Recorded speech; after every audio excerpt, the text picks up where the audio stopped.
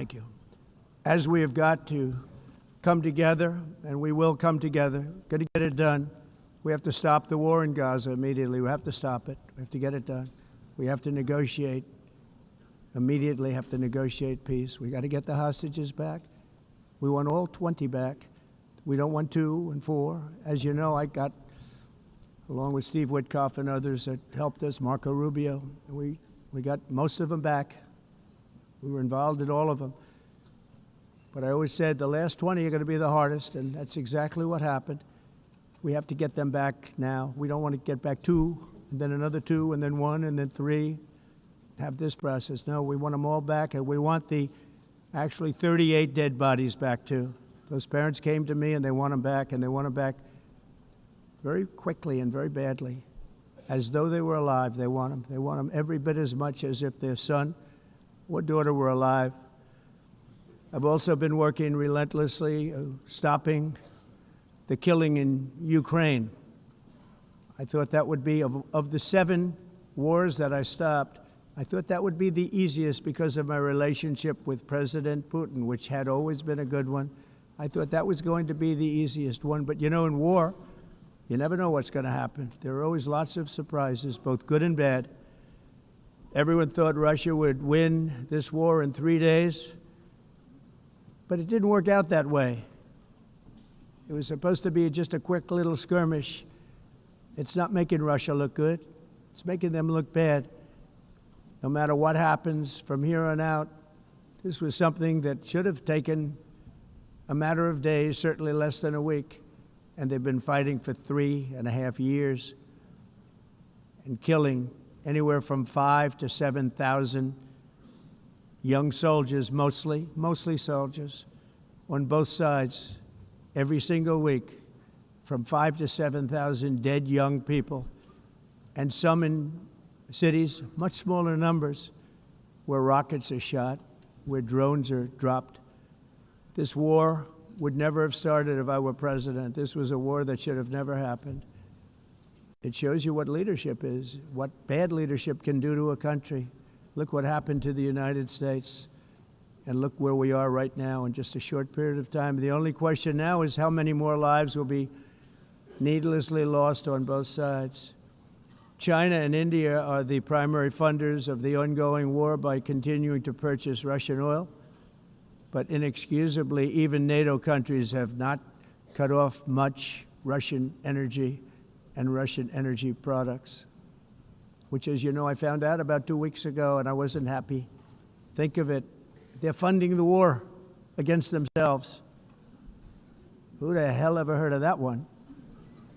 In the event that Russia is not ready to make a deal to end the war, then the United States is fully prepared to impose a very strong round of powerful tariffs, which would stop the bloodshed, I believe, very quickly. But for those tariffs to be effective, European nations, all of you are gathered here right now, would have to join us in adopting the exact same measures. I mean, you're much closer to this. We have an ocean in between. You're right there. And Europe has to step it up. They can't be doing what they're doing. They're buying oil and gas from Russia while they're fighting Russia. It's embarrassing to them, and it was very embarrassing to them when I found out about it, I can tell you that. They have to immediately cease all energy purchases from Russia. Otherwise, we're all wasting a lot of time. So I'm ready to discuss this. We're going to discuss it today with the European nations, all gathered here. I'm sure they're thrilled to hear me speak about it, but that's the way it is. I like to speak my mind and speak the truth. As we seek to reduce the threat of dangerous weapons today, I'm also calling on every nation to join us in ending the development of biological weapons once and for all. And biological is terrible, and nuclear is even beyond, and we include nuclear in that. We want to have a cessation of the development of nuclear weapons. We know, and I get to view it all the time. Sir, would you like to see? And I look at weapons that are so powerful that we just can't ever use them. If we ever use them, the world literally might come to an end. There would be no United Nations to be talking about. There would be no nothing. Just a few years ago, reckless experiments overseas gave us a devastating global pandemic. Yet despite that worldwide catastrophe, many countries are continuing extremely risky research into bioweapons and man-made pathogens. This is unbelievably dangerous. To prevent potential disasters, I'm announcing today that my administration will lead an international effort to enforce Biological Weapons Convention, which is going to be meeting with the top leaders of the world by pioneering an AI verification system that everyone can trust. Hopefully the UN can play a constructive role, and it will also be one of the early projects under AI. Let's see how good it is, because a lot of people are saying it could be one of the great things ever, but it also can be dangerous, but it can be put to tremendous use and tremendous good, and this would be an example of that. Not only is the UN not solving the problems it should, too often, it's actually creating new problems for us to solve. The best example is the #1 political issue of our time, the crisis of uncontrolled migration. It's uncontrolled. Your countries are being ruined. The United Nations is funding an assault on Western countries and their borders. In 2024, the UN budgeted $372 million in cash assistance to support an estimated 624,000 migrants journeying into the United States. Think of that. The UN is supporting people that are illegally coming into the United States, and then we have to get them out. The UN also provided food, shelter, transportation, and debit cards to illegal aliens. Can you believe that? On the way to infiltrate our southern border. Millions of people came through that southern border. Just a year ago, millions and millions of people were pouring in, 25 million altogether over the 4 years of the incompetent Biden administration. And now we have it stopped, totally stopped. In fact, they're not even coming anymore because they know they can't get through. But what took place is totally unacceptable. The UN is supposed to stop invasions, not create them and not finance them. In the United States, we reject the idea that mass numbers of people from foreign lands can be permitted to travel halfway around the world, trample our borders, violate our sovereignty, cause unmitigated crime, and deplete our social safety net. We have reasserted that America belongs to the American people, and I encourage all countries to take their own stand in defense of their citizens as well. You have to do that because I see it. I'm not mentioning names. I see it, and I can call every single one of them out. You're destroying your countries. They're being destroyed. Europe is in serious trouble. They've been invaded by a force of illegal aliens like nobody's ever seen before. Illegal aliens are pouring into Europe. Nobody is ever, and nobody's doing anything to change it, to get them out. It's not sustainable. And because they choose to be politically correct, they're doing just absolutely nothing about it. And I have to say, I look at London, where you have a terrible mayor, terrible, terrible mayor, and it's been so changed, so changed.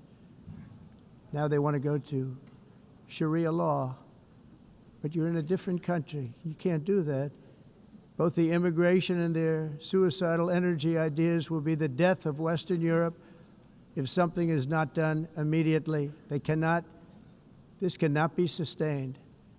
What makes the world so beautiful is that each country is unique.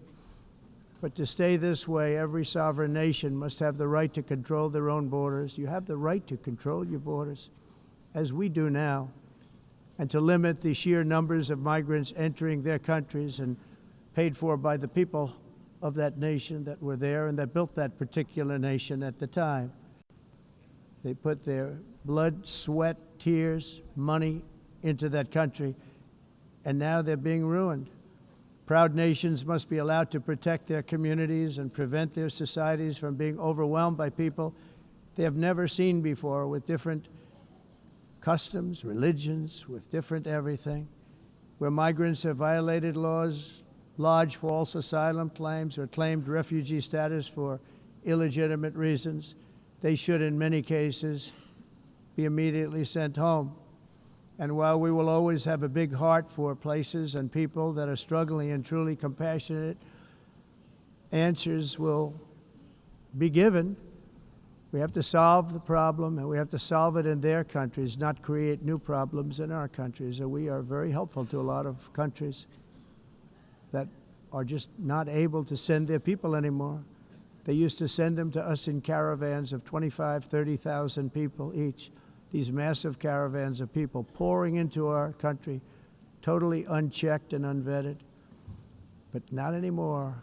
According to the Council of Europe in 2024, almost 50% of inmates in German prisons were foreign nationals or migrants. In Austria, the number was 53% of the people in prisons were from places that weren't from where they are now.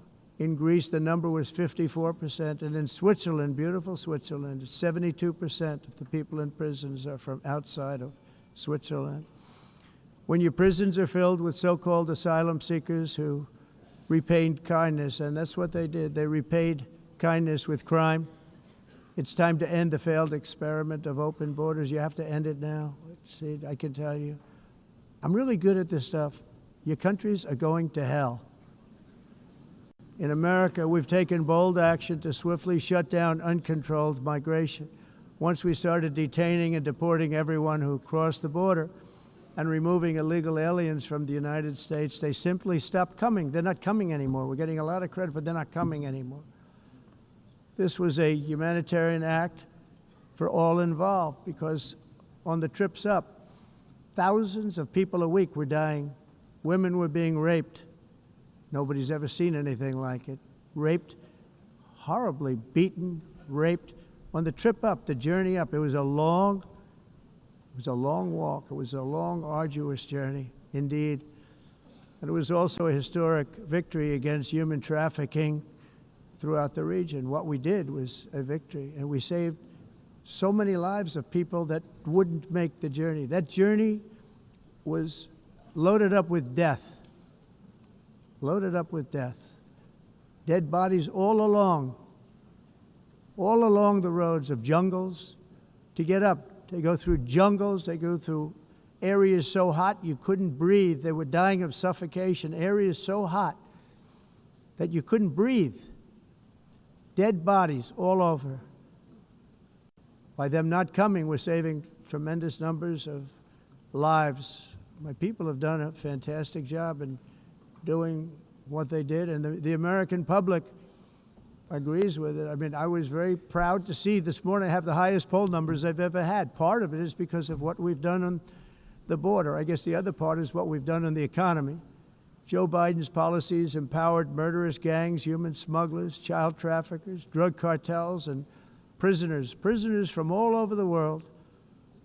The previous administration also lost nearly 300,000 children. Think of that. They lost more than 300,000 children, little children, who were trafficked into the United States on the Biden watch, many of whom have been raped, exploited, and abused, and sold. Sold. Nobody talks about that. The fake news doesn't write about it. With many others, young children who are missing or dead. And we found a lot of these children, and we're sending them back, and we've been sending them back to their parents. They said, nobody knows who they are. They said, where do you come from? And they'll give us a country, and we'll find out, and we'll figure it out, and we'll bring them back to their homes. And the mother and father rush to the door, and their tears in their eyes. They can't believe that they're seeing their son or daughter, their little son or daughter again. We've done almost 30,000 of them so far. Any system that results in the mass trafficking of children is inherently evil. Yet that is exactly what the globalist migration agenda has done, and it's what it's all about. In America, those days, as you know, are over. The Trump administration is working, and we are continuing to work to track down the villains that are causing this problem, and also, as I said, to get back the 30,000 we've already returned. Now I think we're going to have another. We're going to find a lot. You're not going to find all of them. 300, more than 300,000. They're lost or they're dead. They're lost or they're dead because of the animals that did this. To protect our citizens, I've also designated multiple savage drug cartels as forest. And you see this, and you see it happening right before your eyes. Let's put it this way. People don't like taking big loads of drugs in boats anymore. There aren't too many boats that are traveling on the seas by Venezuela. They tend not to want to travel very quickly anymore. And we've virtually stopped drugs coming into our country by sea. We call them the water drugs. They kill hundreds of thousands of people. I've also designated multiple savage drug cartels as far as foreign terrorist organizations, along with two bloodthirsty transnational gangs, probably the worst gangs anywhere in the world, MS-13 and Tren de Aragua. Tren de Aragua is from Venezuela, by the way. Such organizations torture, maim, mutilate, and murder with impunity. They're the enemies of all humanity. And for this reason, we've recently begun using the supreme power of the United States military to destroy Venezuelan terrorists and trafficking networks led by Nicolas Maduro. To every terrorist thug smuggling poisonous drugs into the United States of America, please be warned that we will blow you out of existence. That's what we're doing. We have no choice. Can't let it happen. They're destroying. I believe we lost 300,000 people last year to drugs, 300,000. Fentanyl and other drugs. Each boat that we sink carries drugs that would kill more than 25,000 Americans. We will not let that happen. Energy is another area where the United States is now thriving like never before. We're getting rid of the falsely named renewables. By the way, they're a joke. They don't work. They're too expensive. They're not strong enough to fire up the plants that you need to make your country great. The wind doesn't blow. Those big windmills are so pathetic and so bad, so expensive to operate. And they have to be rebuilt all the time, and they start to rust and rot. Most expensive energy ever conceived, and it's actually energy. You're supposed to make money with energy, not lose money. You lose money, the governments have to subsidize. You can't put them out without massive subsidies.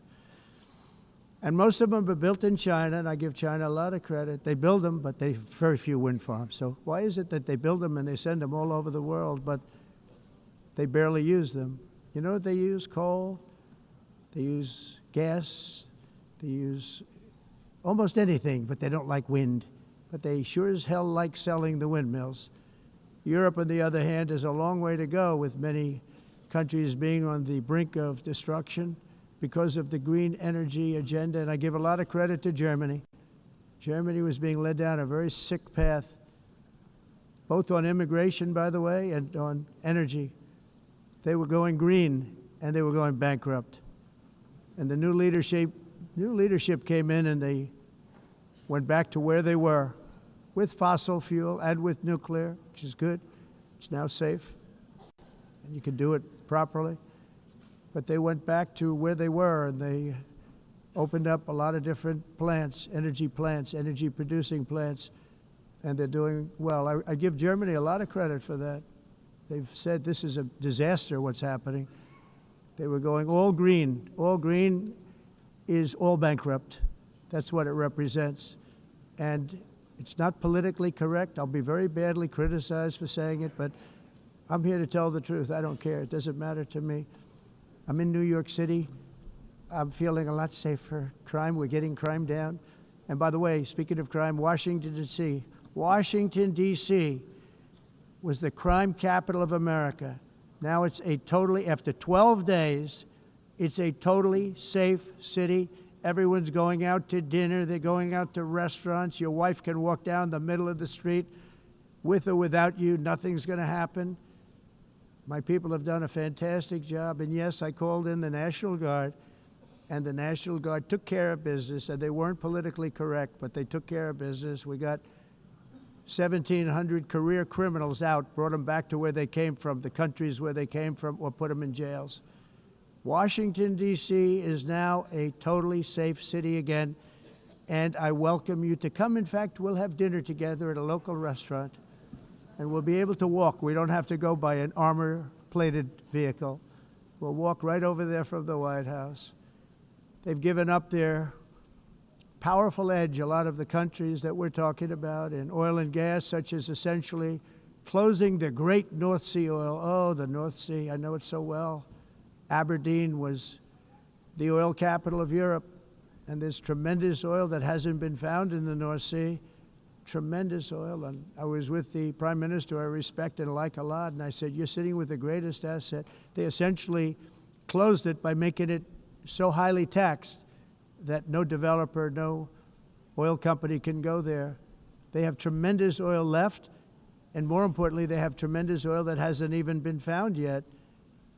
And what a tremendous asset for the United Kingdom. And I hope the Prime Minister is listening, because I told it to him 3 days in a row. That's all he heard. North Sea oil, North Sea, because I want to see them do well. I want to stop seeing them ruining that beautiful Scottish and English countryside with windmills and massive solar panels that go 7 miles by 7 miles, taking away farmland. But we're not letting this happen in America. In 1982, the executive director of the United Nations Environmental Program predicted that by the year 2000, climate change would cause a global catastrophe. He said that it will be irreversible, as any nuclear holocaust would be. This is what they said at the United Nations. What happened? Here we are. Another UN official stated in 1989 that within a decade, entire nations could be wiped off the map by global warming. Not happening. You know, it used to be global cooling. If you look back years ago in the 1920s and the 1930s, they said, global cooling will kill the world. We have to do something. Then they said global warming will kill the world, but then it started getting cooler, so now they could just call it climate change, because that way they can't miss. It's climate change, because if it goes higher or lower, whatever the hell happens, there's climate change. It's the greatest con job ever perpetrated on the world, in my opinion. Climate change, no matter what happens, you're involved in that. No more global warming, no more global cooling. All of these predictions made by the United Nations and many others, often for bad reasons, were wrong. They were made by stupid people that have cost their countries fortunes and given those same countries no chance for success. If you don't get away from this green scam, your country is going to fail. And I'm really good at predicting things, you know. They actually said during the campaign, they had a hat, the best-selling hat. Trump was right about everything.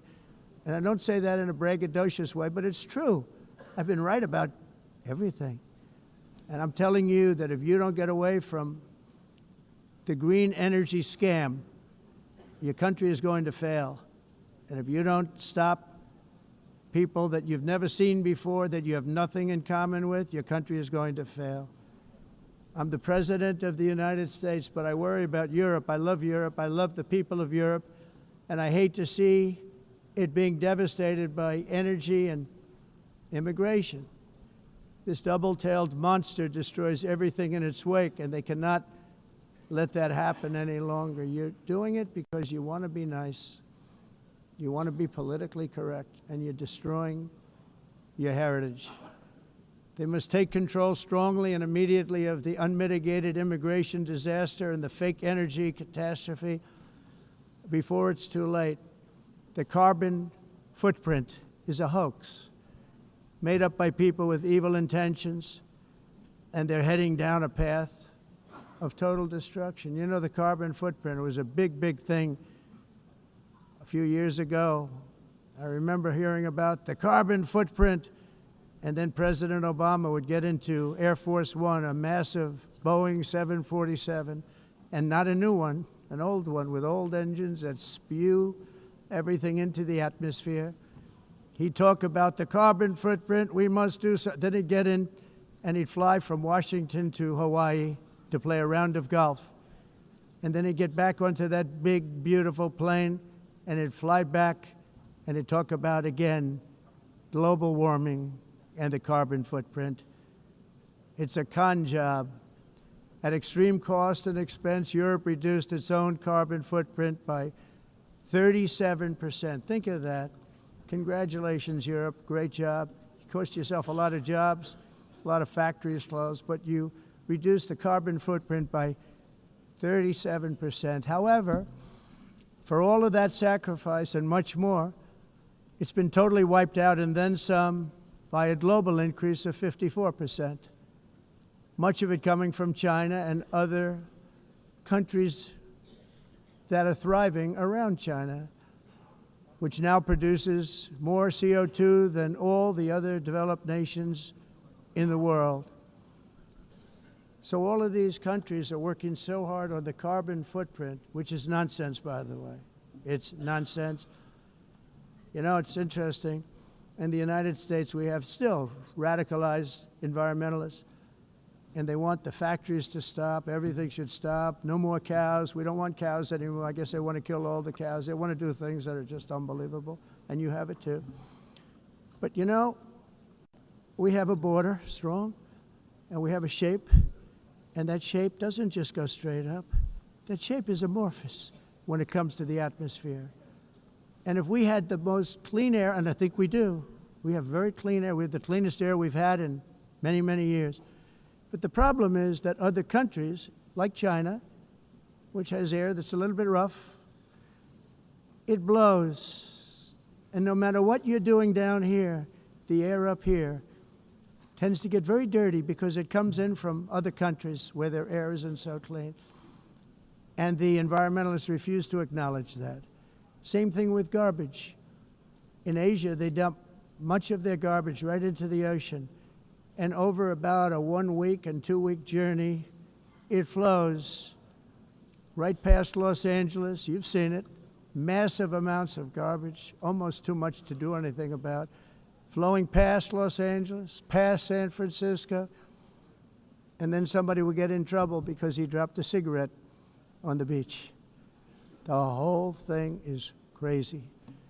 The primary effect of these brutal green energy policies has not been to help the environment, but to redistribute manufacturing and industrial activity from developed countries that follow the insane rules that are put down to polluting countries that break the rules and are making a fortune.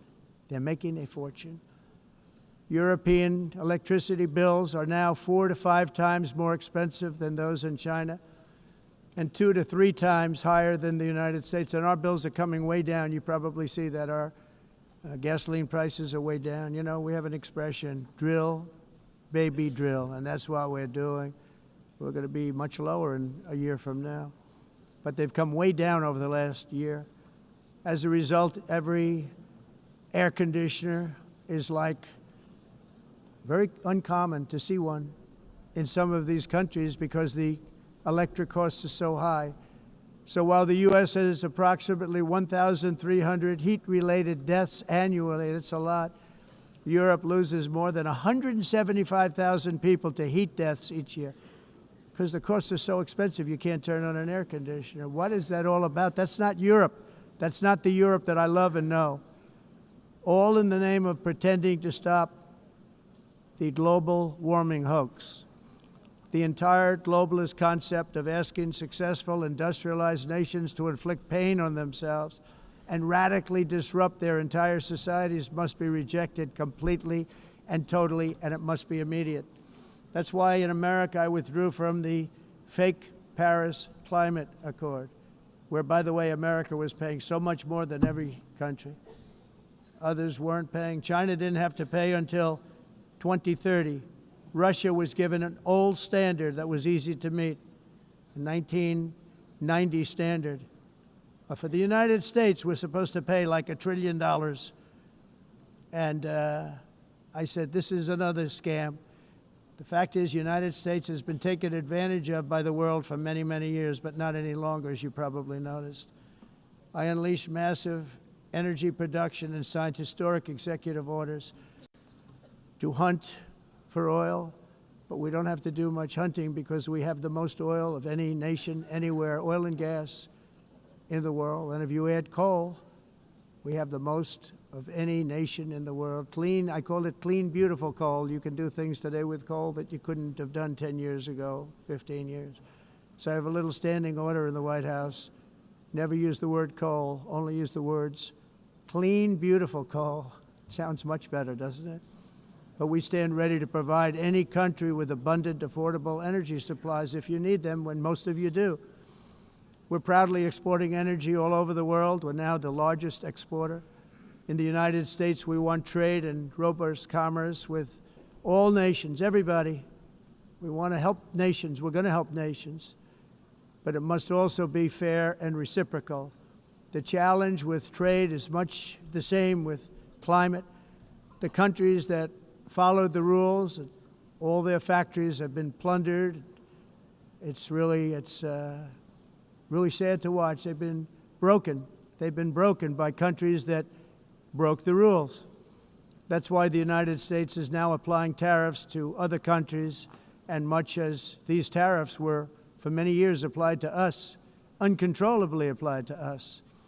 We've used tariffs as a defense mechanism under the Trump administration, including my first term, where hundreds of billions of dollars in tariffs were taken in. And by the way, we had the lowest inflation, and now we have very low inflation. The only thing different is that we have hundreds of billions of dollars flowing into our country. But this is how we will ensure that the system works for everyone and is sustainable into the future. We're also using tariffs to defend our sovereignty and security throughout the world, including against nations that have taken advantage of former U.S. administrations for decades, including the most corrupt, incompetent administration in history, the sleepy Joe Biden administration. Brazil now faces major tariffs in response to its unprecedented efforts to interfere in the rights and freedoms of our American citizens and others, with censorship, repression, weaponization, judicial corruption, and targeting of political critics in the United States. I have a little problem saying this because I must tell you, I was walking in and the leader of Brazil was walking out. We saw him, and I saw him, he saw me, and we embraced. And then I'm saying, can you believe I'm going to be saying this in just 2 minutes? But we actually agreed that we would meet next week. We didn't have much time to talk, like about 20 seconds. They were in retrospect, I'm glad I waited because this thing didn't work out too well. But we did talk. We had a good talk, and we agreed to meet next week, if that's of interest. But he seemed like a very nice man, actually. He liked me, I liked him. But if you, and I only do business with people I like. When I don't like them, I don't like them. But we had, at least for about 39 seconds, we had excellent chemistry. It's a good sign. But also in the past, Brazil, can you believe this, unfairly tariffed our nation, but now because of our tariffs, we are hitting them back, and we're hitting them back very hard. As president, I will always defend our national sovereignty and the rights of American citizens. So I'm very sorry to say this, that Brazil is doing poorly and will continue to do poorly. They can only do well when they're working with us. Without us, they will fail, just as others have failed. It's true. Next year, the United States will celebrate the 250th anniversary of our glorious independence, a testament to enduring power and American freedom and spirit. We will also be proudly hosting the 2026 FIFA World Cup, and shortly thereafter, the 2028 Olympics, which is going to be very exciting. I hope you all come. I hope that countless people from all over the globe will take part of these will be great celebrations of liberty and human achievement, and that together we all can rejoice in the miracles of history that began in July 4th, 1776, when we founded the light to all nations. And it's something really that an amazing thing came out of that date. It's called the United States of America. In honor of this momentous anniversary, I hope that all countries who find inspiration in our example will join us in renewing our commitment, values, and those values, really, that we hold so dear. Together, let us defend free speech and free expression. Let us protect religious liberty, including for the most persecuted religion on the planet today. It's called Christianity. And let us safeguard our sovereignty and cherish qualities that have made each of our nations so special, incredible, and extraordinary.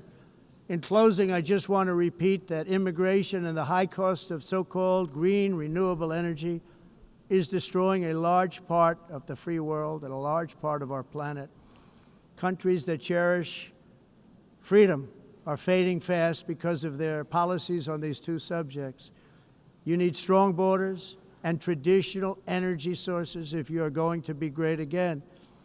Whether you have come from north or south, east or west, near or far, every leader in this beautiful hall today represents a rich culture, a noble history, and a proud heritage that makes each nation majestic and unique, unlike anything else in human history or any other place on the face of the earth. From London to Lima, from Rome to Athens, from Paris to Seoul, from Cairo to Tokyo and Amsterdam to right here in New York City, we stand on the shoulders of the leaders and legends, generals and giants, heroes and titans who won and built our beloved nations, all of our nations, with their own courage, strength, spirit, and skill. Our ancestors climbed mountains, conquered oceans, crossed deserts, and trekked over wide open plains. They charged into thunderous battles, plunged into grave dangers, and they were soldiers and farmers and workers and warriors and explorers and patriots. They built towns into cities, tribes into kingdoms, ideas into industries, and small islands into mighty empires. You're a part of all of that. They were champions for their people who never gave up and who never, ever gave in. Their values defined our national identities. Their visions forged our magnificent destiny. Everybody in this room is a part of it in your own way. Each of us inherits the deeds and the myths, the triumphs, the legacies of our own heroes and founders who so bravely showed us the way. Our ancestors gave everything for homelands that they defended with pride, with sweat, with blood, with life, and with death. Now the righteous task of protecting the nations that they built belongs to each and every one of us. So together let us uphold our sacred duty to our people and to our citizens. Let us protect their borders, ensure their safety, preserve their cultures, treasure, and traditions, and fight, fight, fight for their precious dreams and their cherished freedoms. And in friendship and really a beautiful vision, let us all work together to build a bright, beautiful planet, a planet that we all share, a planet of peace and a world that is richer, better, and more beautiful than ever before. That can happen. It will happen. It will happen, and I hope it can happen and start right now, right at this moment. We'll turn it around. We're going to make our countries better, safer, more beautiful. We're going to take care of our people. Thank you very much. It's been an honor. God bless the nations of the world. Thank you very much. Bye.